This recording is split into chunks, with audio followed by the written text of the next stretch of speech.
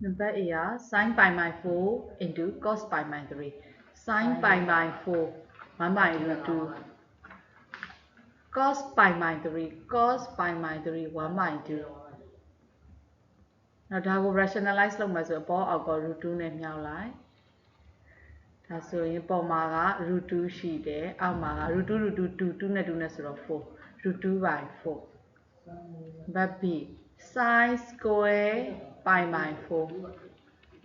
sin square pi by 4 က sin pi by 4 the whole square sin pi by 4 က 1 by root 2 1 by root 2 the whole square 1 by 2 root 2 root 2 2 number C tangent pi by 6 tangent pi by 6 1 by root 3 cos pi by 4 cos pi by 4 1 by root 2 ဆိုရင်1 by root 3ကိုဘာနဲ့စားတာလဲဆိုတော့1 by root 2နဲ့စားတာအမျှပြောင်းမယ်ဆိုရင်ပြောင်းပြန်လာလိုက်ဒါဆိုရင် rationalize လုပ်မယ်ဆိုတော့ပေါ်အောက်က root 3နဲ့မျှဒါဆိုပေါ်မှာက root 6အောက်မှာက3 root 6 by 3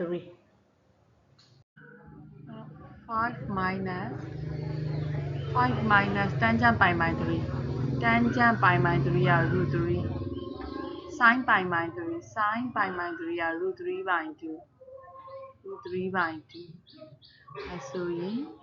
5 minus root 3 by root 3ရှိတယ်ပေါ်မှာဒီ root 3 by 2ကိုပြန်မှတ်လိုက်တော့မယ်နော်2 by root 3ဆိုပြီးဒါဆို rationalize လုပ်မယ်ဆိုရင်အပေါ်အောက်က root 3နဲ့မြောက်မယ်ပေါ်ကိုလည်း root 3နဲ့မြောက်မယ်ဆိုပိုင်းခြေမှာ3ရှိတယ်2 root 3နဲ့ဝင်မြောက်မယ်2 root 3နဲ့ဝင်မြောက်မယ်ဆိုရင် tan root 3 minus root 3နဲ့ root 3 က3 3 2ဆိုတော့6ဒီမှာက1 by sin pi by 6 1 by sin pi by 6 က sin pi by 6 က 1 by 2 minus 1 by cos pi by 4 cos pi by 4 cos pi by 4 က 1 by root 2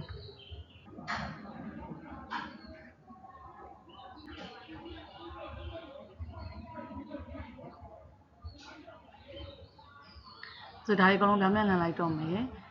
1 1 by 2 က2 1 1 by root 2 က root 2 2 minus root 2 we tangent pi by 4 tangent pi by 4 က 1 minus sin pi by 4 sin pi by 4 က 1 by root 2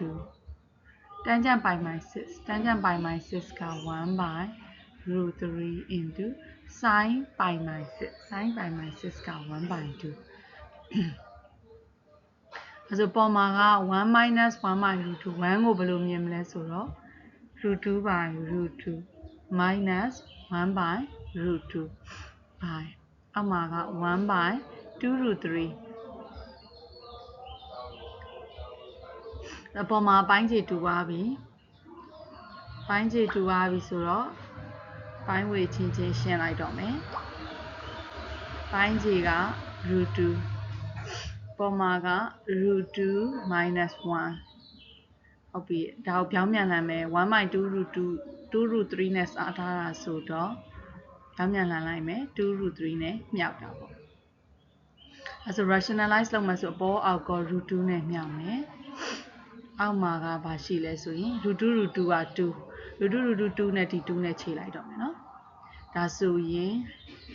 root 2 root 3နဲ့ဝင်မြောက်မယ် root 2 root 2က2ဆိုတော့